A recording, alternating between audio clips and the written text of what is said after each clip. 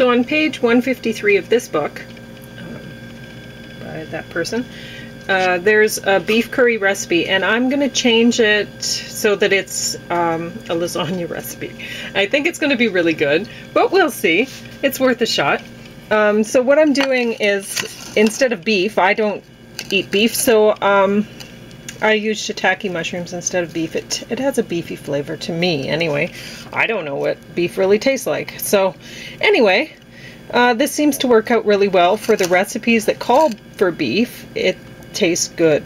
So that's how I go by it, and that's what I've been doing for 25 years or so. Anyway, so I'm soaking these in some water that I boiled in the kettle, and I'll put a little more water. See, I broke my casserole here, the lid a while back, and I can see where the water level is, so I know I can add a little bit more, because they float, the mushrooms float in the water, but the lid will push it down and I can add it right to the top, so then they soften nicely.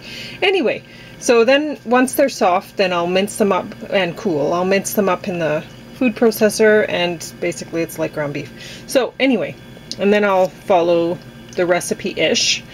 Well, I'll show you what I'm going to do, because it's actually not going to be much the same.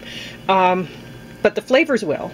Anyway, so when I was telling you about how to dry these out completely, like now they're really dried out, you just put them on the baking sheet like that. You know, you break them up, it's really easy to do. These are the dog treats. So you just break them up because you've already scored them, so they come apart into bars really nicely, and then you put them on their sides, and then it dries out, and then you flip them over, and then it dries out. Just in the oven with no heat on. Like, well, I don't know how you'd have to do it.